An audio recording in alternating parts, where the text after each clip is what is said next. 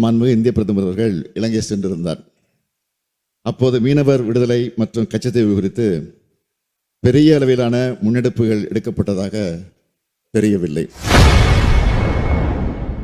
இன்று சட்டசபையில் பேசிய முதல்வர் ஸ்டாலின், இலங்கை சென்ற பிரதமர் கச்சத்தீவு குறித்தும் மீனவர்கள் குறித்தும் பேசாதது ஏமாற்றம் அளிப்பதாக கூறியுள்ளார். இந்த 3 நிபந்தனைகளை பூர்த்தி செஞ்சா உங்களுக்கு வருங்காலத்தில் நிதி நிலைமைக்கேற்ப பரிசீலிக்கப்படும் என்பதை தெரிவித்துக் கொள்கிறேன்.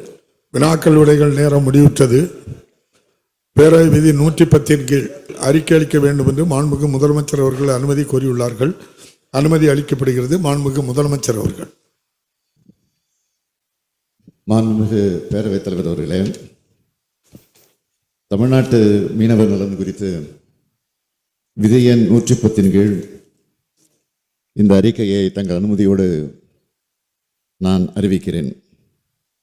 தமிழ்நாட்டு மீனவர்கள் இலங்கை கடற்படையினரால் தொடர்ந்து கைது செய்யப்படுவதை தடுக்க கடந்த 2/4/2025 அன்று தமிழ்நாடு சட்டமன்றத்தில் மீனவர்கள் பிரச்சனை குறித்து ஒரு தீர்மானத்தை நிறைவேற்றினோம். அப்பிரச்சனைக்கு ஒரு நிரந்தர தீர்வு காண்பதற்காக அந்த தீர்மானம் நிறைவேற்றப்பட்டது.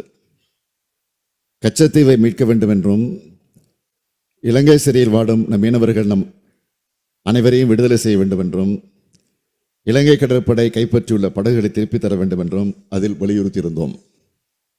இலங்கை சென்றிருந்த மாண்புமிகு இந்திய பிரதமர் அவர்கள் இது குறித்து இலங்கை அரசிடம் பேசி நடவடிக்கை எடுக்க வேண்டும் என்றும் அதில் குறிப்பிட்டிருந்தோம்.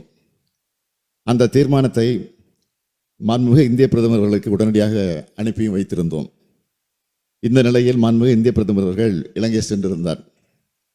அப்போது மீனவர் விடுதலை மற்றும் கச்சத்தீவு குறித்து பெரிய அளவிலான முன்னெடுப்புகள் எடுக்கப்பட்டதாக தெரியவில்லை.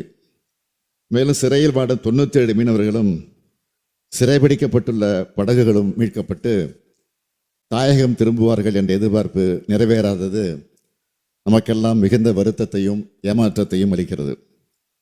தமிழ்நாட்டின் கடலோர மாவட்டங்களைச் சார்ந்த மீனவர்கள் அடிக்கடி அதிக எண்ணிக்கையில் கைது செய்யப்படுவது கடந்த சில மாதங்களாக நம் அனைவரையும் கவலைக்கு உள்ளாக்கி வரக்கூடிய செய்தியாகும். செய்திகளை உள்ளது உள்ளபடி தெரிந்து கொள்ள ரெஃப்ளெக்ட் நியூஸை சப்ஸ்கிரைப் பண்ணுங்க.